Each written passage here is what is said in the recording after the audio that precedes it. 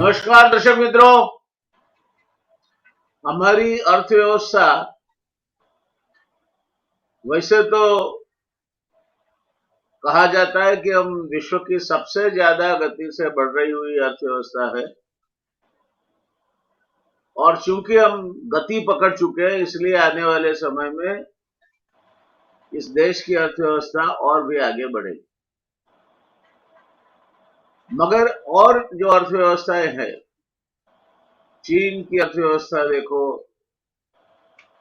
या अमेरिका की देखो, यूरोप की देखो, तो वह कहीं ना कहीं कुछ तकलीफ है। नौकरियां कम होती जा रही है और अर्थव्यवस्था का जो विकास दर है वो भी जिस तरह से अपेक्षित था उस तरह से नहीं हो रहा है। इन्फ्लेशन को ठीक करने के लिए आज तक फेड ने अपने रेट बढ़ाते रहे। अभी परिस्थिति ऐसी है कि शायद एक आध बार और भी बढ़ाए, मगर इससे ज्यादा बढ़ोतरी सहन करने की क्षमता अमेरिकन अर्थव्यवस्था में नहीं है।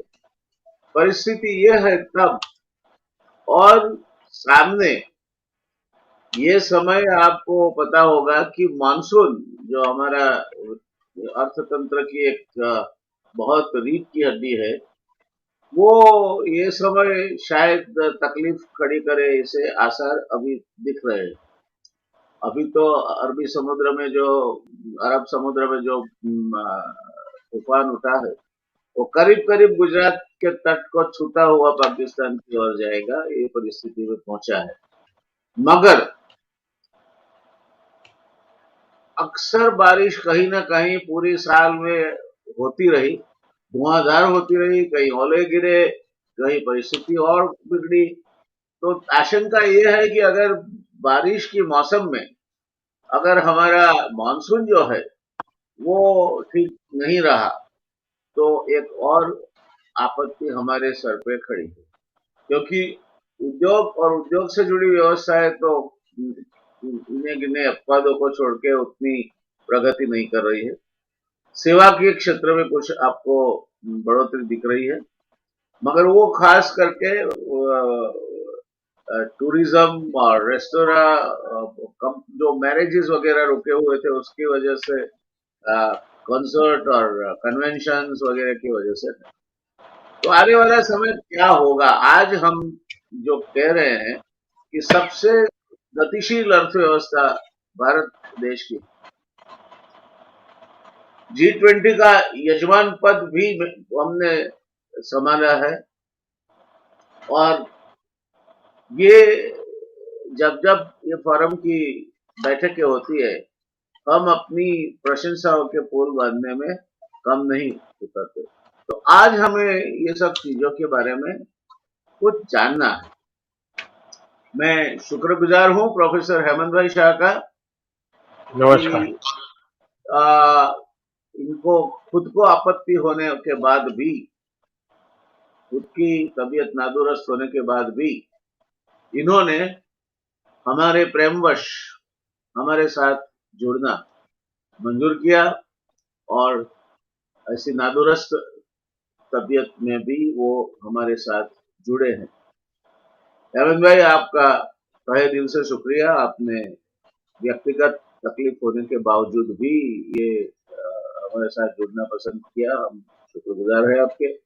तो शुरू करेंगे कि ये हम कहते हैं कि हमारी अर्थव्यवस्था दुनिया में सबसे तेज गति से बढ़ रही अर्थव्यवस्था, और हम जैसे कि दुनिया के शिखर पे बैठे हैं, जैसे अर्थव्यवस्था का सवाल है। अब ये बात कितनी सच है, और अगर सच है, कई लोग तो ऐसा समझते थे कि अब रुपया डॉलर के बराबर हो गया है, तो आप रुपया लेके दुनिया में कहीं भी जाओ तो डॉलर डॉलर डॉलर रुपये में आप कर पाओगे। रशिया वालों ने कौन सी दुश्मनी निभाई पता नहीं, मगर उनके मिनिस्टर ने बोल दिया है कि अब हम रशिया के तेल के सामने पेमेंट जो है वो रुपया में नहीं लेंगे। हमारे पास इतने बड़े रुपये इकट्ठे हो गए हैं कि वो रुपयों का क्या करना हम जानते नहीं। यानी ये भी प्रॉब्लम है। हमारी निर्यात बढ़ नहीं रही, ये भी प्रॉब्लम है। नौकरियां नहीं बढ़ रही, ये भी प्रॉब्लम है। और आने वाला साल हमारे वहां लोकसभा के चुनाव का साल होगा। इसको मद्देनजर रखते हुए कई तरह के रोजी पिक्चर भी रोज हमारे सामने रखे जाएंगे अर्थव्यवस्था के और कई चीजों। तो सही मायने में क्या है हेमंत भाई, हमारी अर्थव्यवस्था, अमेरिका की अर्थव्यवस्था, चीन की अर्थव्यवस्था, यूरोप की अर्थव्यवस्था, सब जगह में प्रश्न है और हमारे अर्थव्यवस्था से कोई प्रश्न नहीं है और बढ़ोतरी धड़ल्ले से कर रही है। आप मानते हो ये क्या?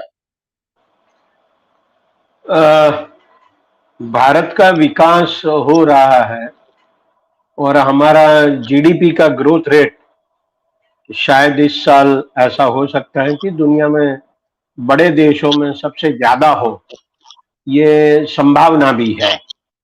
लेकिन इसका मतलब ये नहीं हो रहा है कि हम विकसित देश हो गए हैं। कई बार ऐसा कहा जाता है कि देखिए यूरोप के इटाली, जर्मनी, फ्रांस और यूके जैसे देशों के और अमेरिका, कनाडा और जापान, ऑस्ट्रेलिया के देशों का जो जीडीपी का ग्रोथ रेट है वो तो करीब 1%, कहीं 1% से भी कम या 1 से 2% का है, जबकि हमारा 6-7% का है, 8% का है, 9% का है।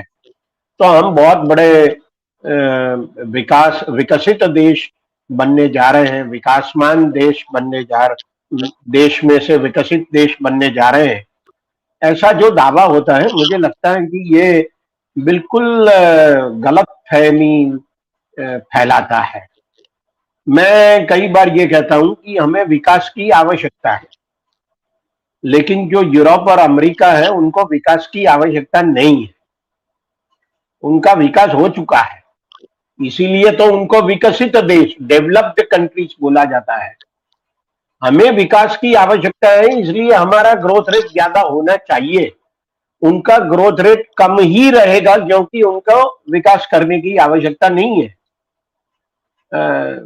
कोई बहुत ज्यादा भिखमंगे लोग नहीं है वहां पर, इतनी ज्यादा गरीबी नहीं है, और इसीलिए वहां 1% या 2% का ग्रोथ रेट होने के बावजूद भी वहां का कोई नागरिक, जहां विकास की दर ज्यादा है, वहां ऐसे भारत में या ऐसे चाइना में रहने चला गया हो, ऐसा कभी सुना क्या?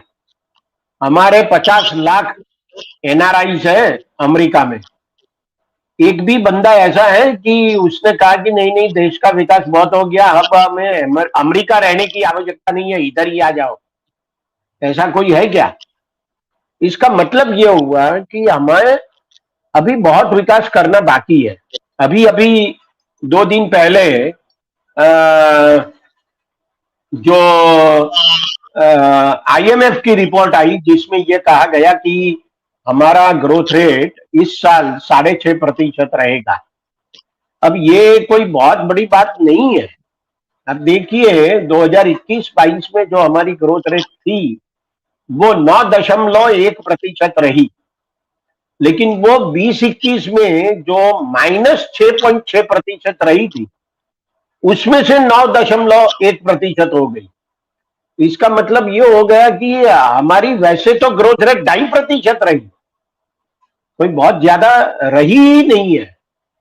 तो हम अपने मुंह मियां मिट्ठू बनते हैं, आत्मश्लाघा करते हैं कि हम कहते हैं कि नहीं हमारी जो विकास की दर है वो बहुत ज्यादा है। सवाल इस बात का है कि हमारे देश का जो विकास, हम कहते हैं कि निर्यात के ऊपर निर्भर रहना चाहिए, ये मुझे लगता है कि हमारी एक गलत रणनीति है विकास की। क्योंकि यूरोप में और अमेरिका में जब भी डिप्रेशन होगा, मंदी आएगी, तो हमारी निर्यात कम हो जाएगी। इसका मतलब ये हो गया कि we should not be very much dependent on exports for our growth, let us rely more on our internal demand. हमारी जो इंटरनल डिमांड है वो करीब 1.5 करोड़ लोगों की हर साल बढ़ती है। हम उनकी डिमांड के ऊपर क्या ध्यान रखते हैं, या उनकी डिमांड को देखते हुए हमारा विकास का दर कितना है? ये मुझे लगता है कि बहुत ज्यादा महत्व का है। हाँ, ये बात सच है कि अमेरिका के या यूरोप के देशों के जो विकास के मानदंड है उसको हिसाब से रखते हुए जीडीपी की विकास दर ज्यादा होनी चाहिए, लेकिन वो वहां नहीं है। फिर भी अगर आप देखें, वर्ल्ड ट्रेड है, दुनिया का जो व्यापार है, उसमें करीब 55% व्यापार सिर्फ अमेरिका और यूरोप करते हैं, कनाडा करता है, जापान करता है और ऑस्ट्रेलिया करता है, जिसे हम नॉर्थ कहते हैं, वही लोग करते हैं। तो हमारा निर्यात के ऊपर आधार रखना विकास के लिए, ये मुझे लगता है कि बहुत बड़ी गलत फहमी है और हमारी एक गलत रणनीति है। इसलिए हमें ज्यादा से ज्यादा ध्यान हमारी जो इंटरनल नेसेसिटीज है, प्राइमरी नेसेसिटीज, वो कैसे पूरी हो जाए, इसके ऊपर रखना चाहिए। अगर वो नहीं रखेंगे तो मुझे लगता है कि बहुत बड़ी दिक्कत होने वाली है। अब देखिए, हमने आत्मनिर्भर भारत का नारा दिया है ना, लेकिन फिर भी हुआ क्या? हेलो, फिर भी जी जी। हुआ क्या? हुआ तो यही कि हम ज्यादा से ज्यादा विदेशी कंपनियों को बुलाते हैं और हम कहते हैं कि यहां आइए, आप हमारे लिए उत्पादन कीजिए, यहां से निर्यात कीजिए। लेकिन अंतिम 2 सालों में, पहले भी वही रहा है, अंतिम 2 सालों में, मैं इसलिए ये कह रहा हूं कि हमने आत्मनिर्भर का नारा 2020 में दिया, तो अंतिम 2 सालों में कहीं ऐसा हुआ क्या कि हमारी निर्यात हमारे आयात से ज्यादा हो? ऐसा तो हुआ ही नहीं है। तो हमारी निर्यात की जो कमाई है, एक्सपोर्ट इनकम या एक्सपोर्ट रेवेन्यू, वो हमेशा इंपोर्ट कॉस्ट से कम रही है और इसीलिए हमारा फॉरेन डेट बढ़ता जाता है। तो हम अपने लोगों की ज्यादा चिंता करें, उनकी डिमांड पर ज्यादा ध्यान दें, तभी हमारे लिए भविष्य का कोई मार्ग बचेगा। वरना मुझे नहीं लगता कि हमारे लिए कोई एक अच्छा मार्ग विकास का बाकी रह पाता है। जी जी। दर्शक मित्रों, प्रोफेसर शाह साहब ने जो बात कही उसमें से दो बातें निकलती हैं। एक तो हम आत्मनिर्भर नहीं हुए हैं, न होने के आसार है, क्योंकि कई चीजें ऐसी हैं जिसके लिए हमें विदेशी मुद्रा चाहिए। जैसे आपको क्रूड ऑयल इंपोर्ट करना है, 80% जितनी अपनी जो जरूरियात है हम इंपोर्ट करते हैं। खाने का तेल एक बहुत बड़ी क्वांटिटी में हम इंपोर्ट करते हैं। एक्टिव फार्मास्यूटिकल इंग्रेडिएंट्स 4 अरब डॉलर के ज्यादा हम इंपोर्ट करते हैं। Electronic spare parts, mobile semi knockdown assemblies, automobiles के लिए चिप्स वगैरह जो चाहिए, ये सब चीजें हम बाहर से लाते हैं और इसीलिए हम आत्मनिर्भर नहीं हैं। न तो आने वाले कई सालों में हम आत्मनिर्भर होंगे। आत्मनिर्भरता होनी चाहिए, उसके सामने मैं नहीं मानता कि कोई भी देशवासी को कोई इतराज होगा। मगर अगर आत्मनिर्भरता का मतलब आप वही करते हो कि हमारे यहाँ आयात शून्य हो जाए और हम निर्यात ही करते रहे, तो वो नहीं होने वाला। एक बात। दूसरी बात कि अगर आप वो चाहते हो कि पहले फेज में जो अगर खाना खाना है, तो संस्कृत में एक श्लोक है कि शनि विद्या शनि द्रव्यम शनि पर्वतमस्तु, आहिस्ता आहिस्ता होता है सब। तो आत्मनिर्भरता की ओर हम जाएं, जरूर जाएं, मगर दुनिया में शस्त्रों की सबसे बड़ी आयात करने वाला देश अगर बोले कि हम आत्मनिर्भर हो जाएंगे, तो लगता है कहीं हमारी या तो समझ में भूल है या तो जानबूझकर हम भूल कर रहे हैं। तो ये बात एक तो हेमंत भाई ने कही। दूसरी बात दर्शक मित्रों ये है कि हम विकसित देश नहीं है, विकासशील देश है। दुनिया की सबसे ज्यादा गति से बढ़ती हुई अर्थव्यवस्था अच्छी बात है, मगर वो क्यों सबसे ज्यादा गति से बढ़ती है? मान लो मेरे साथ एक दिमागी हिसाब लगाओ, आपके जेब में 10 रुपये हैं, प्रोफेसर शाह साहब के जेब में 100 रुपये हैं। अब कहीं से कोई आपको 10 रुपया देता है तो आपके पास जो पैसे है उसमें 100% की बढ़ोतरी हुई। शाह साहब के पास जो 100 रुपये है उसमें 10 रुपये की बढ़ोतरी हुई, यानी 10% बढ़ोतरी हुई। ये फर्क है इन लोगों की अर्थव्यवस्था का जो बेस है, जिसको हम पाया बोलते हैं गुजराती में, वो इतना विस्तृत है, इतना बड़ा है कि अब उससे आगे अगर आप 0.2% भी बढ़ो तो काफी एब्सोल्यूट फिगर में, यानी डॉलर्स में निकालो या फ्रैंक में निकालो या येन में निकालो या युआन में निकालो, काफी बड़ी उसकी कीमत हो जाती है। तो ये दो चीजें ख्याल में रखनी चाहिए। ये जो स्टेटिस्टिक्स है वो दोधारी तलवार जैसा काम करते हैं। एक, देयर आर व्हाइट लाइस, जो बिल्कुल हम सुनते आते हैं कई चीज व्हाइट लाइस की, अब इस देश में डेफिनेशन की कोई जरूरत नहीं।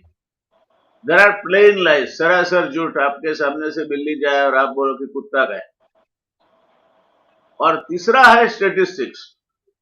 ये स्टेटिस्टिक्स का दुरुपयोग करके इंटरप्रिटेशन का आपके सामने जब रखा जाए तब निरीक्षण विवेक करना सीखो। अमेरिका के पास बहुत धन है तो उनमें बढ़ोतरी होगी थोड़ी भी तो बहुत हो जाएगी। जैसे कि एक बच्चा है तो बच्चा 5 साल का है, 6 साल का होगा तब उसका 3 केजी 4 केजी वजन बढ़ गया होगा। मगर एक 45 साल का इंसान है, वो चिंता में होगा कि मेरा वजन कहीं बढ़े नहीं। तो ये विकसित और विकासशील देशों के बीच में फर्क है। चतुराई से नहीं कहा जाता है कि भारत अभी विकसित देश नहीं है, भारत विकासशील देश है। अपेक्षा रखते हैं कि हम जल्द से जल्द विकसित देशों की उस नामावली में स्थान पाए, मगर लगता नहीं है ऐसा कि ये पॉसिबल हो। तो ये बात आपको समझ में आनी चाहिए। तो हेमंत भाई, ये आपने कहा कि हम निर्यात बढ़ाएं और नहीं तो हमारा जीडीपी 10 का 10 रहेगा। आत्मनिर्भरता की भी बात आपने कही। हमें आपसे मार्गदर्शन चाहिए कि हमने निर्यात बढ़ाई तो आज जितना हम इंपोर्ट करते हैं, आयात करते हैं, वहां तक पहुंचने में कितने साल लगेंगे ताकि इंपोर्ट एक्सपोर्ट जीरो हो जाए? देखिए, आपने जो पहले बात कही वही महत्व की बात है कि हम इंपोर्ट जीरो कर दें और निर्यात ही करते रहे, ऐसा तो कभी हो नहीं पाएगा। तो सवाल इस बात का है कि किन चीजों का हम इंपोर्ट्स करें, ये हमारे लिए थोड़ी महत्व की बात है, क्योंकि हम इतनी ज्यादा एक्सपोर्ट्स नहीं कर पाते जितनी हमें करनी चाहिए। परिणाम तो ये होता है कि हमारी एक्सपोर्ट्स हमेशा इंपोर्ट से कम रहती है और इसीलिए फिर विदेशी ऋण बढ़ता जाता है। जो आज विदेशी ऋण देखो आप तो करीब 613 अरब डॉलर का हमारा विदेशी ऋण है, और हमारी जो विदेशी मुद्रा है हमारे पास, जिसे फॉरेक्स रिजर्व्स बोलते हैं, तो वो 595 अरब डॉलर है। अब कोई कहेगा वैसे ही कि भैया आपके पास 595 अरब डॉलर है और आपका ऋण है 613, तो एक काम करो, आपके पास जितना है उतना तो दे दो ताकि बहुत कम बाकी बचेगा। ऐसा हो ही नहीं सकता, क्योंकि ये 595 अरब डॉलर जो है वो भी हमने ऋण के हिसाब से लिए, वही हमारी जेब में पड़े हुए हैं, हम कैसे दें? तो मेरा कहने का तात्पर्य यह है कि एक्सपोर्ट ओरिएंटेड ग्रोथ मॉडल जो हम अपनाते रहे हैं, इसको जरा ठीक तरीके से देखना पड़ेगा। अगर हम वही मॉडल अपनाते रहेंगे तो मुझे लगता है कि हमारी कोई विकास की संभावना है ही नहीं। जो देश अपने आप में डिप्रेशन में हो, वो कैसे हमारे यहां से इंपोर्ट करेगा?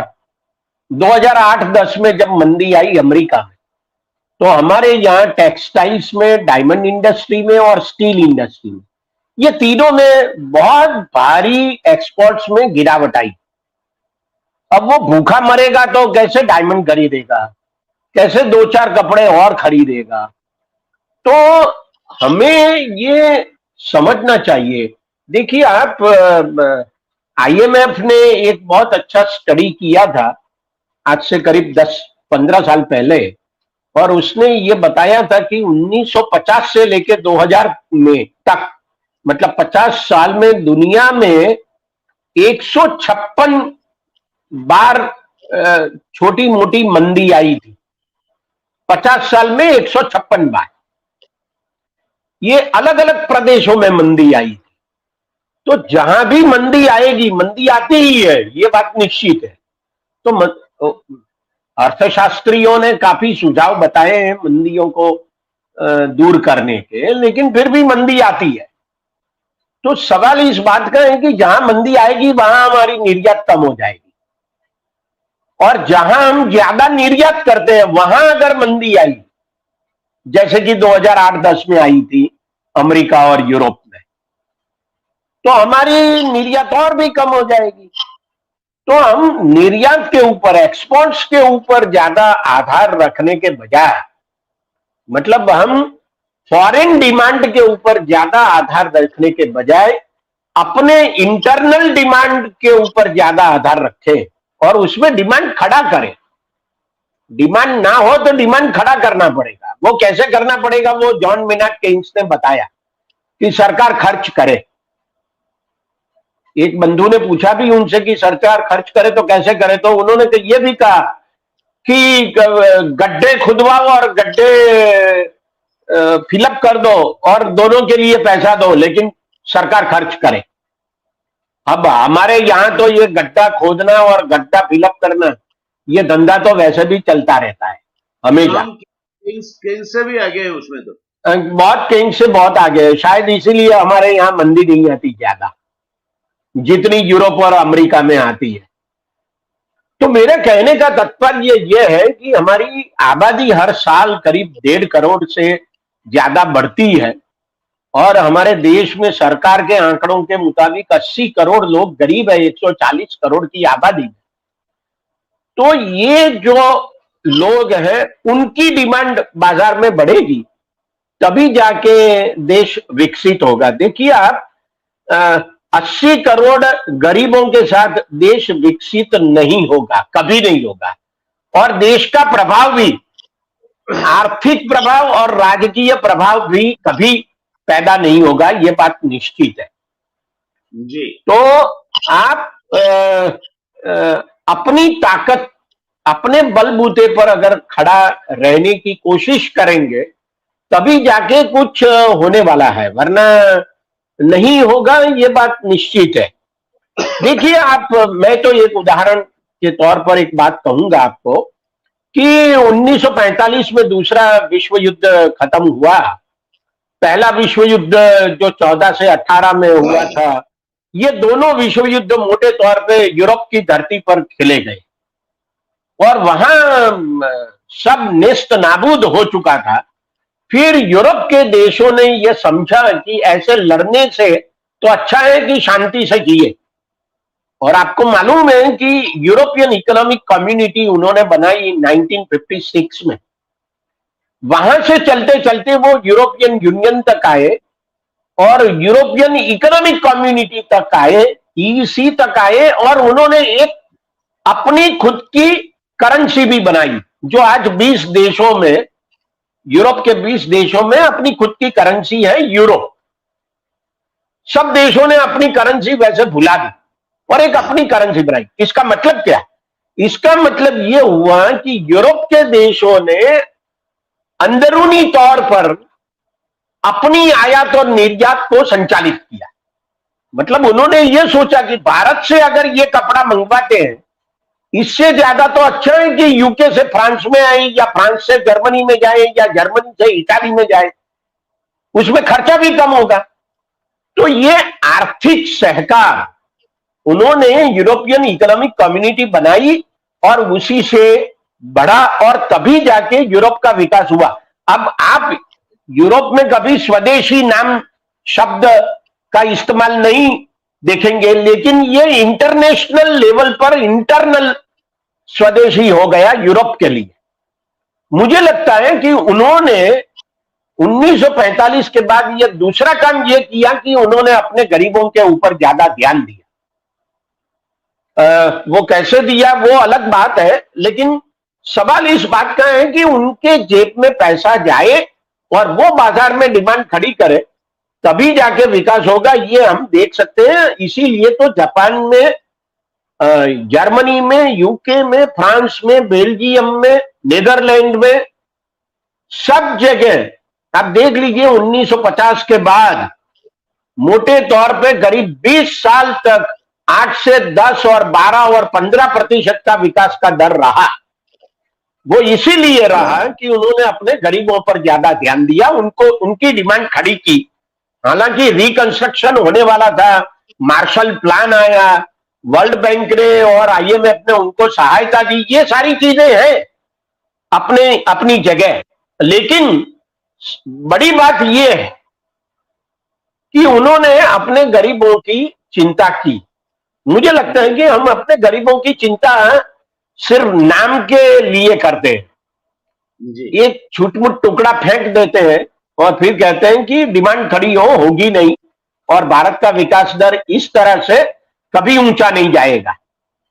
ये राजकीय बात हो जाएगी। लेकिन मैं कहूंगा कि जो आंकड़ा है वो आंकड़ा हमें ये कहता है कि मनमोहन सिंह के 10 साल के शासन के दौरान भारत की विकास दर जो रही वो 2011-12 के आधार वर्ष को गिनते हुए, बेस ईयर को गिनते हुए वो 6.8% रही और 2004-5 के आधार वर्ष बनाए जाए तो वो 7.7% रही।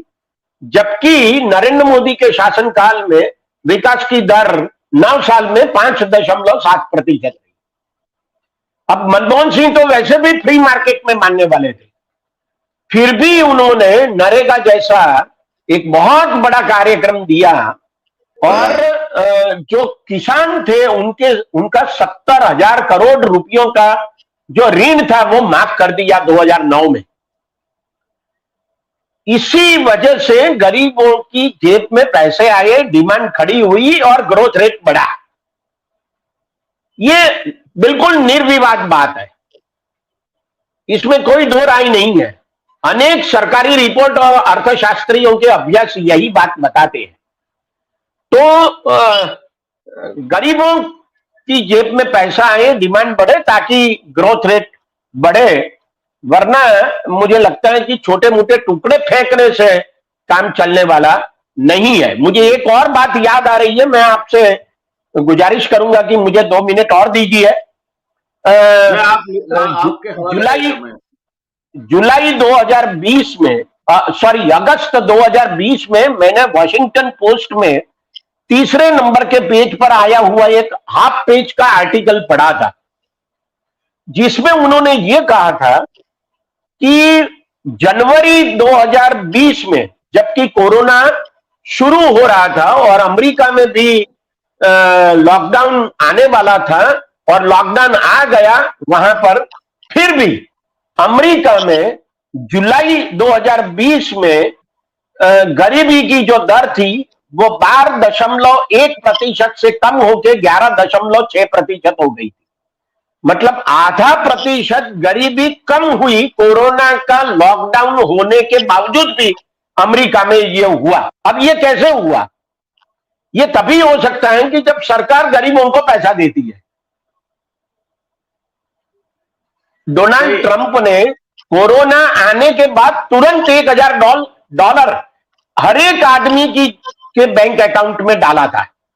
ये हमें भूलना नहीं चाहिए। मतलब आपके परिवार में अगर 2 लोग हैं या 3 लोग हैं तो $2,000-3,000 आया, ये बहुत बड़ी रकम है।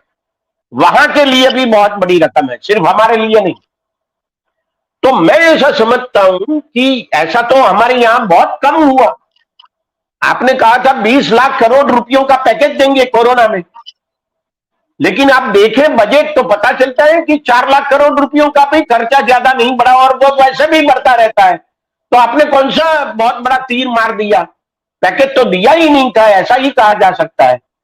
तो ये मुझे लगता है कि हमारे लिए बहुत अहम बात है कि हम किस प्रकार से सरकार का खर्च बढ़ाते हैं। Forget about fiscal deficit of the budget, और वो जो बढ़ता है खर्चा वो किसकी जेब में जाता है, वो बहुत बड़ा अहम सवाल है, और जिसका जी उत्तर हमें ढूंढना चाहिए। जी। दशमी तो सरल बात है, हेमंत भाई ने जो कही वो, केन्स बहुत बड़े अर्थशास्त्री थे और उन्होंने ये कहा कि अगर आपको मंदी को भगाना है तो जो नीचे का तबका है उसके काफी बड़े लोगों के हाथ में काफी ज्यादा पैसा दिया, उससे आपका बाजार में खरीदी निकलेगी, बाजार तेजी में आएगा और अपने आप माहौल बदलेगा। अब यहाँ की बात है और हम हेमंत भाई से कमेंट भी चाहेंगे कि इससे सरासर उल्टा हमारे यहाँ दो तरह के टैक्स है, डायरेक्ट टैक्स है, इनडायरेक्ट टैक्स है। आज तक हम ये सोचते थे कि कॉर्पोरेट टैक्स और इनकम टैक्स वगैरह जो लोग भरते हैं वही ये देश चलाते हैं। जी नहीं, ये बात सही नहीं है। कॉर्पोरेट टैक्स, इनकम टैक्स जितने डायरेक्ट टैक्सेस है उतना ही इनडायरेक्ट टैक्स के रूप में आपका जीएसटी लगता है, और जीएसटी लगता है सबसे ज्यादा 64%, 64% जीएसटी जो गरीब है, गरीबी की रेखा के इर्द गिर्द जी रहा है वो भरता है, और जो धनवान है, अबजोपति है, वो सिर्फ 3% भरते हैं। तो एक और गरीब है जो जो जो 9% ऑफ जीडीपी इससे कलेक्ट होता है, उसका 64% भरता है। एक और हमारे धनपति है जो सिर्फ 3% जीएसटी भरते हैं। एक भिखारी है, बिस्किट का पैकेट खरीदा, एक काम पे लगी हुई बहन है, उसका बच्चा रोता है तो उसको भूखा हुआ है तो देने के लिए उसने बिस्किट खरीदे, उस पे 15% टैक्स लगता है। यानी भूखे के मुंह में जाने वाले 5 रुपए के बिस्किट में 75 पैसा टैक्स लगता है। और कुल मिला के इसका प्रमाण सही कॉर्पोरेट टैक्स और इनकम टैक्स एक और है, जीडीपी के करीब 9% से ज्यादा इससे आता है। और इनडायरेक्ट टैक्सेस जिसमें प्रमुख टैक्स जो है ये हमारा जीएसटी है। हम खुश होते हैं 1,40,000 करोड़ जीएसटी इकट्ठा हुआ। अरे 1,40,000 इकट्ठा हुआ बात सही है, मगर वो खर्चा सबसे ज्यादा कौन करता है? और कॉर्पोरेट सेक्टर से जो जीते हैं उनके घर में अखबार भी आते हैं, कंपनी के अकाउंट पे आते हैं। उनके घर में ये ऐसा कई जूथ हैं इसे कॉर्पोरेट जूथ कि जिनके वहां आप गए, चाय नाश्ता किया, जैसे ही आप दरवाजे से बाहर निकला उसका बिल किसी फाइल में चला जाता है और टैक्स में रिबेट मांगा जाता है। तो ये परिस्थिति में सही में क्या करना चाहते हो आप गरीबों को मदद करना चाहते हो, गरीबी को हटाना चाहते हो? लाख, वो एक सिनेमा का गाना था, लाख छुपाओ छिप न सकेगा राज इतना गहरा, दिल की बात बता देता है असली नकली चेहरा। चाहे कितना भी चेहरा बदलो आप, मगर ये जो कड़ुआ सत्य है जीएसटी का, उससे आप अपना पल्ला नहीं चाट सकते। तो ये जो हेमंत भाई ने केन्स की थियरी कही उससे बिल्कुल विपरीत कर रहे हैं हम। 64% लोगों जो गरीब है उनके पास से ज्यादा 64% टैक्स उनसे ले रहे हैं और 3% हमारे धंधा से देते हैं। बाकी रहा जो 64 प्लस 3 इज 67, तो बाकी जो रहा 33% वो हमारे आपके जैसे लोग भरते हैं। तो ये परिस्थिति में अगर अर्थव्यवस्था को आपको आगे बढ़ाना है रोजगारी पैदा करना है। रोजगारी पैदा करने का काम सरकार का नहीं है। अभी नौकरियों की धड़ाधड़ जाहिरातें हो रही है, तो आज तक क्यों नहीं करते थे? उसका मतलब यह है कि ये पद उन्होंने खाली रहने के बाद भी सरकार का काम नहीं रुका था। अब चुनाव के समय पे ये करना ठीक नहीं है। अभी आप धड़ाधड़ नौकरियों की जाहिरातें निकालो, तो अब तक क्यों नहीं किया आपने? नौकरी अर्थव्यवस्था खुद जनरेट करती है, रोजगार अर्थव्यवस्था खुद जनरेट करती है। अर्थव्यवस्था में जो आर्थिक प्रवृत्ति होती है उसकी वजह से रोजगारी जनरेट होती है। एक आदमी एक छोटा सा काम करता है, उसके ऊपर 4 और आदमी इस पे पलते हैं, इसको रोजगारी कहते हैं। रोजगारी सरकार कभी भी नहीं दे पाती हो। ऑर्गेनाइज सेक्टर जॉब की हम बात करते हैं, 100 लोगों को रोजगारी मिलती है, उसमें से 4 से 5% लोग भी इनमें नहीं आते। रोजगारी आपको देना है, अर्थव्यवस्था को बढ़ावा दो, धड़ल्ले से व्यापार धंधा बढ़ने दो, सही मायने में आप industry friendly, trade friendly, minimum hurdles वाली व्यवस्था सिद्ध करो।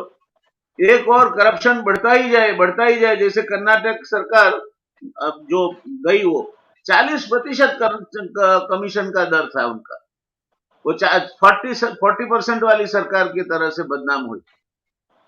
इसी तो कई सरकारें हैं। तो ये जो परिस्थिति है, आप न तो बेरोजगारी को काबू कर सकते हैं, न तो आप अर्थव्यवस्था को गति देते हैं, न तो आप करप्शन पे कोई ब्रेक लगाते हैं। जो भी होता है खुलेआम कुछ इने गिने लोगों के फायदे के लिए होता है, और वो इने गिने लोग बिल्कुल अपना लाभ लेते हैं, तगड़े होते हैं, और गरीब बनता जा रहा है। जब आप कहते हो कि 80 करोड़ लोगों को आप 5 किलो गेहूं देते हो, उसका मतलब आप स्वीकार करते हो कि 80 किलो लोग ऐसे हैं, 80 करोड़ लोग ऐसे हैं जो 5 किलो गेहूं भी खरीद नहीं सकते। तो सच तो कहीं ना कहीं, सच्चाई छिप नहीं सकती बनावट के उसूलों से, खुशबू कभी आ नहीं सकती कागज के फूलों से। वो सच्चाई छुप नहीं सकती। ये तो स्टेटिस्टिक्स ऐसी चीज है, यहाँ वहां मिल जाएगी। तो हम हेमंत भाई साहब से पूछना चाहेंगे कि हमारा जो स्ट्रक्चर है, खास करके जीएसटी का, वो तो गरीब के ऊपर हावी है। अब आप कहते हो कि उसके हाथ में ज्यादा पैसे रखो, सरकार कहती है कि उसके पास से ज्यादा पैसे छीनो, तो ये क्या होगा? कहाँ जा रहे हैं हम? मुझे लगता है कि हम इकोनॉमिक एनार्की की ओर जा रहे हैं जी। हमें ये जो एनार्की खड़ी हुई है अनएम्प्लॉयमेंट की वजह से, ये अनएम्प्लॉयमेंट हमें दिखता नहीं है, लेकिन जो आंकड़े बताते हैं वो ये कह रहे हैं कि चाहे गांवों में हो या चाहे शहरों में हो, अनएम्प्लॉयमेंट बहुत बड़े पैमाने पर है। अगर ये टेक्नोलॉजी ड्रिवन है तो टेक्नोलॉजी ड्रिवन है, या अगर कहीं स्ट्रक्चरल है तो स्ट्रक्चरल है, लेकिन है ये बात निश्चित है। तो सवाल इस बात का होता है फिर बाद में कि उन लोगों को काम कैसे दिया जाए, और अगर काम नहीं दिया जाए तो फिर उन लोगों की जेब में पैसे कैसे डाले जाए। ये दो बातों पर हमें ध्यान केंद्रित करना चाहिए, जबकि सरकार का ध्यान अभी बहुत बड़ी चीजों के ऊपर है। वो स्टैच्यू ऑफ यूनिटी बनाएंगे, बहुत बड़े बड़े एक्सप्रेस वे बनाएंगे, फ्लाईओवर्स बनाएंगे, या टूरिज्म स्पॉट्स बनाएंगे, लेकिन बुलेट ट्रेन लाएंगे, लेकिन जो हमारी प्राइमरी नेसेसिटीज है इसके बारे में हम कुछ करने के लिए मोटे तौर पे तैयार नहीं। ये बात अभी मैंने देखी कि हम अपनी जो पॉलिसीज है इसके उत्पादन में हम करीब करीब स्वावलंबन की ओर बढ़ रहे हैं। बहुत अच्छी बात है, इसमें कोई दो राय नहीं है। तो जिस प्रकार से हमने अंतिम 15 सालों में पल्सिस का उत्पादन बढ़ाने का एक ठान लिया, उसी तरह हमें और चीजों का उत्पादन बढ़े और वो लोगों तक पहुंचे, इसके बारे में हमें ज्यादा ध्यान केंद्रित करना पड़ेगा। ये बात निश्चित है कि लोकल डिमांड खड़ी नहीं होगी तो फिर कभी भी हम विकसित देश बनेंगे नहीं। देखिए ना, 2019 में नरेंद्र मोदी ने ये कहा था कि हमें $5 ट्रिलियन इकोनॉमी बनाना है। अभी $3 ट्रिलियन तक भी हम आसानी से नहीं पहुंच पा रहे हैं। तो ये मुझे लगता है कि सूत्र देने से, नारा लगाने से इकोनॉमी नहीं चलती। और चालू है वो हमारा जो काम है वो रोजगार देने का काम है और दूसरा डिमांड बढ़ाने का काम। ये और दूसरी एक बात भी मैं कहना चाहूंगा कि हम ऐसा सोच लेते हैं, आम लोग भी ऐसा सोचते हैं कि एम्प्लॉयमेंट मिल गया मतलब गरीबी खत्म हो गई। ऐसा नहीं होता। मैं बेरोजगार हूं, एक भी पैसा नहीं कमाता। अब मुझे 500 रुपया मिलेगा तो मेरी गरीबी दूर होगी, रोजाना 500 रुपया। मुझे एम्प्लॉयमेंट मिल गया, कहीं रोजगार मिल गया, लेकिन वहां मुझे 200 रुपया रोज का मिलता है तो मेरी गरीबी खत्म नहीं होती, गरीबी थोड़ी सी कम होती। तो गरीबी को टारगेट करना पड़ेगा, जैसे हम अनएम्प्लॉयमेंट को टारगेट करना सीख रहे हैं। अभी पूरा सीखा नहीं है लेकिन सीख रहे हैं। और टेक्नोलॉजी हमेशा ऐसी आती रहती है कि जो मनुष्यों को खदेड़ देती है और मशीनों से काम लेती है। देखिए, हम आजकल हमारा जो मोटे तौर पे नरेंद्र मोदी का जो डेवलपमेंट का मॉडल है वो कंस्ट्रक्शन इंडस्ट्री पर ज्यादा आधारित है। चाहे वो फ्लाईओवर्स बनाओ, ओवर ब्रिजेस बनाओ, फ्लाईओवर्स बनाओ, फिर आप एक्सप्रेस वेज बनाओ, ऐसे जो बड़े बड़े बिग टिकट प्रोजेक्ट्स है वो सारे कंस्ट्रक्शन के प्रोजेक्ट हैं। अब एक जमाना था जब कंस्ट्रक्शन वर्कर्स को ज्यादा पैसा भी मिलता था और ज्यादा रोजगारी भी मिलती थी। लेकिन आज जो कंस्ट्रक्शन वर्क हो रहा है उसमें मोटे तौर पे बड़ी बड़ी मशीनें लगती है। So machines have already replaced, not completely but partially replaced the workers construction industry में। तो मुझे लगता है कि ये जो रिप्लेसमेंट हो रहा है, जिसे हम वैसे तो डिस्प्लेसमेंट भी कह सकते हैं, वो हमारे लिए बहुत बड़ी चिंता की बात है कि उन लोगों को कैसे रोजगार दिया जाए और उनकी जेब में कैसे पैसा डाला जाए। सरकार इसके ऊपर अगर ज्यादा ध्यान केंद्रित करेगी तो ही मुझे लगता है कि हमारा विकास होगा और विकास लोगों तक पहुंचेगा। विकास हो और बहुत कम लोगों तक पहुंचे, जिसे हम हाई नेटवर्थ इंडिविजुअल्स कहते हैं, वो तो इस देश में करीब 8 लाख है जिनके पास 8 करोड़ रुपये हैं या उससे ज्यादा पैसा है। ऐसे तो सिर्फ 8 लाख लोग हैं और 2027 में भी वो 17 लाख होने वाले हैं, इससे ज्यादा नहीं होने वाले।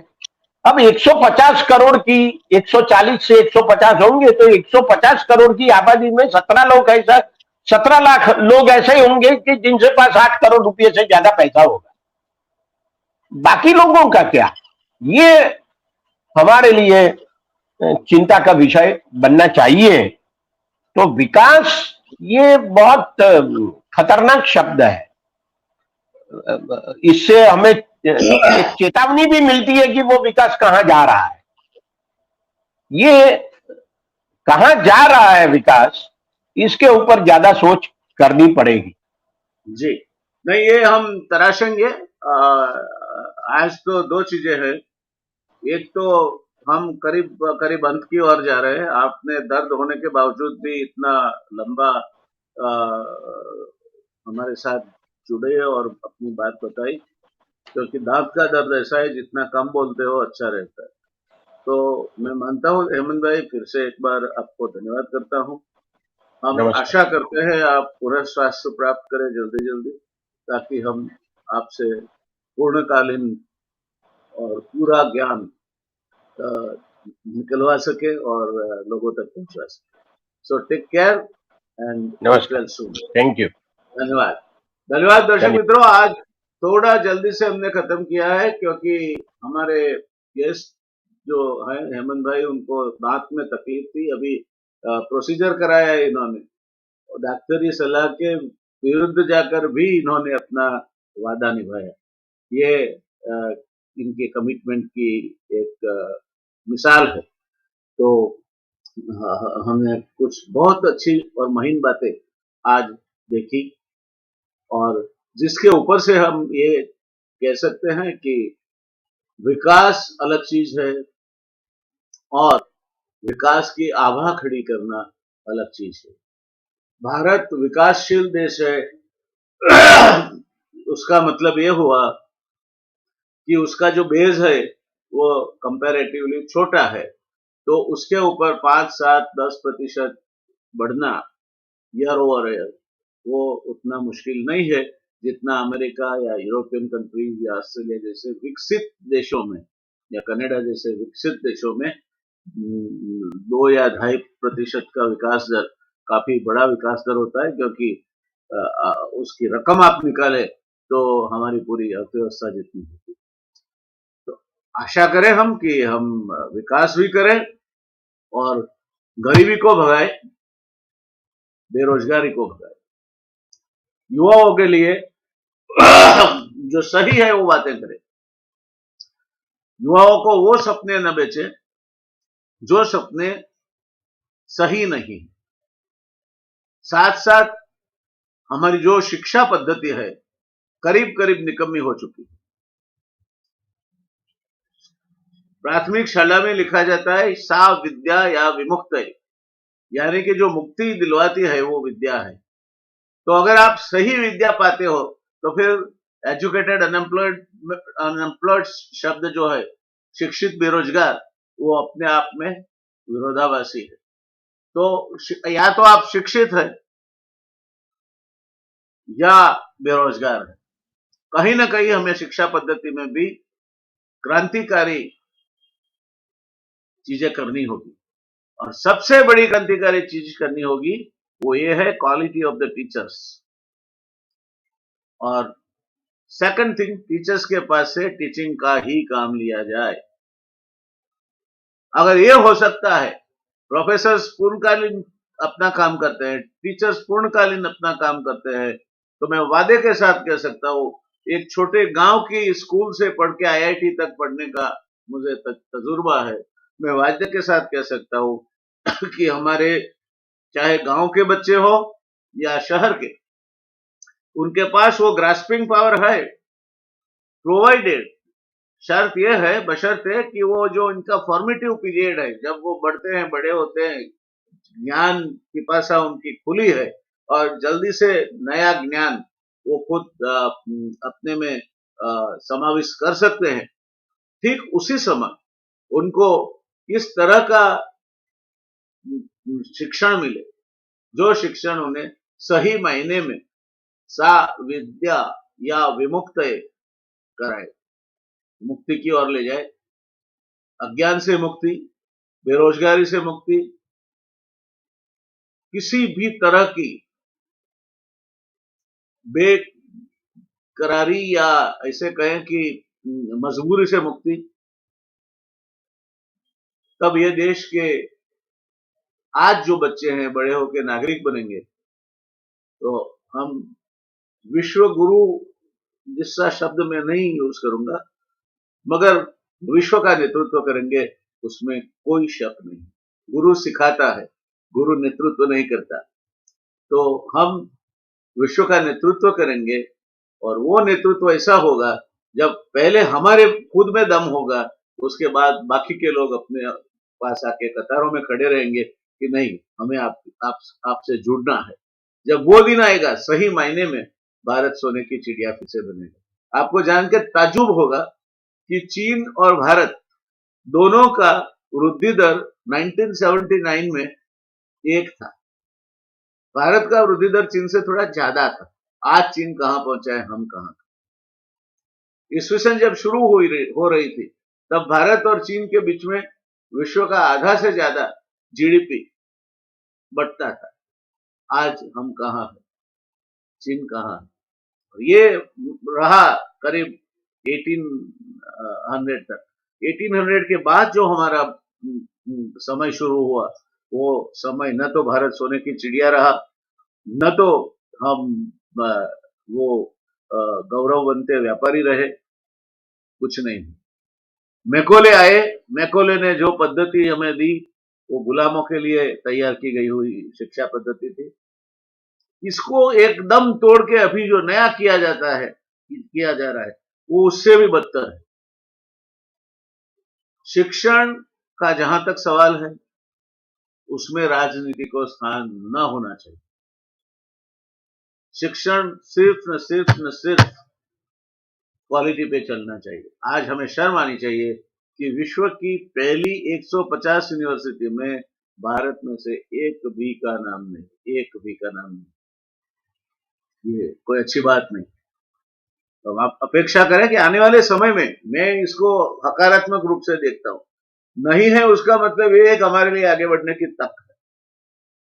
हम आगे बढ़े, निश्चित और निर्णायक कदम उठा के आगे बढ़े, और जो भी व्यवहार करे, खास करके मेरे क्षेत्र के लोग, यानी कि जो पॉलिटिक्स से जुड़े हैं, वो प्रामाणिकता का व्यवहार करें। और कुछ भी करोगे चलेगा, मगर भावी पीढ़ी के साथ खिलवाड़ करके आप देश का सत्यानाश कर रहे हो, ये बात आपको मालूम होनी चाहिए। जब आज की जो पीढ़ी बड़ी हो रही है, जब वो जो आगे जाके अपने देश का यौवन बनेगा, वो यौवन अगर सिसकियां लेता है, यौवन अगर खुद में ताकत नहीं रखता, तो वो देश दुनिया का नेतृत्व कभी नहीं कर सकता।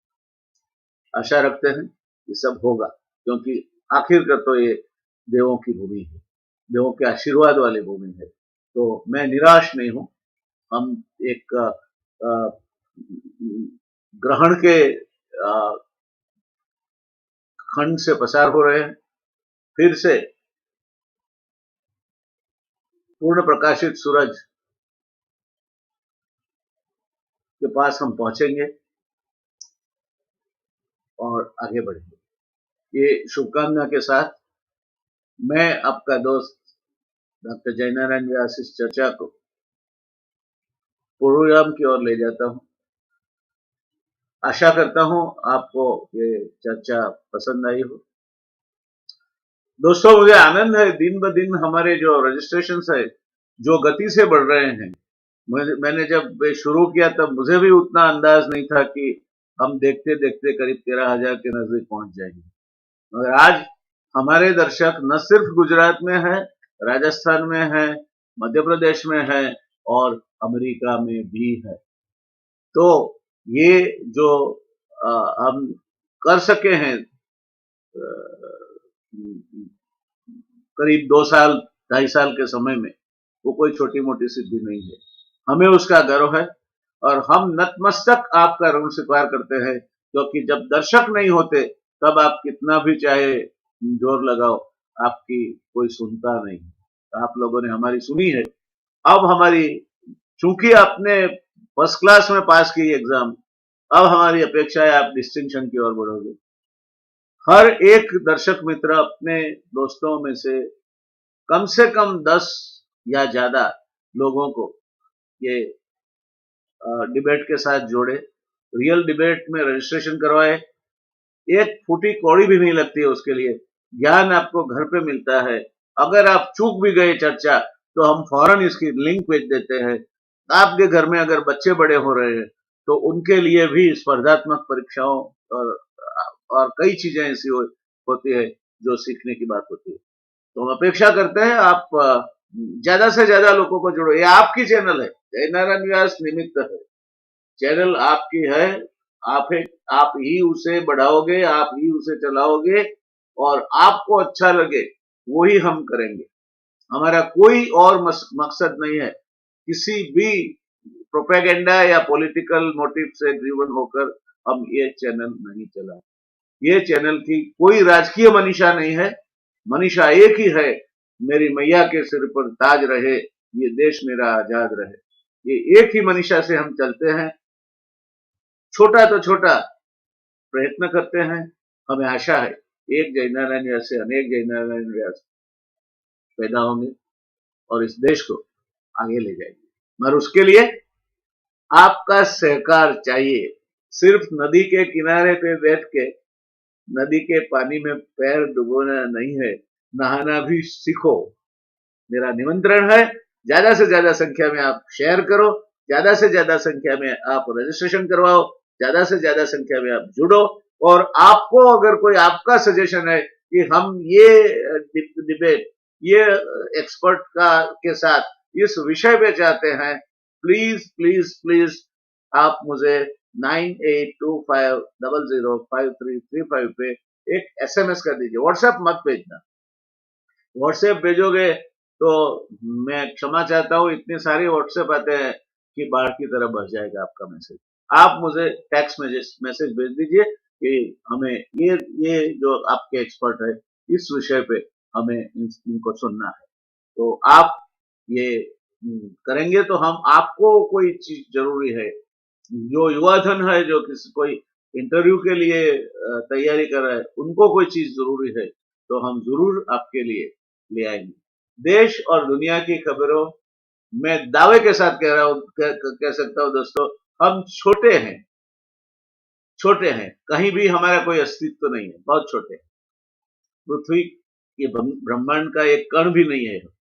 फिर भी आपकी ये चैनल द रियल डिबेट, जो जिस तरह का डाइवर्सिफाइड और जिस तरह के एक्सपर्ट गेस्ट के साथ आपके सामने विषय ज्ञान पेश करते हैं, मैं दावे के साथ कहता हूं शायद ही देश में आपको दूसरी कोई चैनल मिले। या तो कोई स्पेशलाइज है, या तो कोई चैनल का मोटिव ही अलग है, वो ज्ञान के लिए नहीं, राजनीति के लिए चलती है। हमें न राजनीति से कोई लेना देना है, न किसी पॉलिटिकल आइडियोलॉजी से कुछ लेना देना है। एक ही चीज हमारे दिमाग में है और वो है मेरा देश और आप। प्लीज प्लीज प्लीज ज्यादा से ज्यादा जुड़िए और ये चिंगारी जो है जोत से जोत जला के आप ज्यादा से ज्यादा लोगों तक पहुंचाइए। धन्यवाद दर्शक मित्रों, बहुत आनंद हुआ आज आपसे, थोड़ी लंबी बात हुई। बात करते रहेंगे, कल मिलेंगे एक नई पैनल के साथ, नए विषय के साथ। मुझे आनंद है कुछ समय में ही, ये क्या 2 दिन में ही मैं अलग से हमारी MS यूनिवर्सिटी का जो गौरव है, इस देश का गौरव है, दुनिया में जिनका नाम बड़ी इज्जत से लिया जाता है, टेलीकम्युनिकेशन रिवॉल्यूशन के लिए जो दुनिया के अग्रिम निष्णातों में गिने जाते हैं, वो हमारे गुजराती और विश्व नागरिक साम पित्रोड़ा के साथ हम वार्तालाप करेंगे, उनकी ही किताब के ऊपर, और आगे चल के भी वार्तालाप करते रहेंगे। साम भाई ने हमें बोला है सहकार करने का, हमें उसकी खुशी है। ये हमारा सौभाग्य है कि ये मौका हमें मिल रहा है। धन्यवाद दोस्तों, शुभ रात्रि, शुभकामनाएं।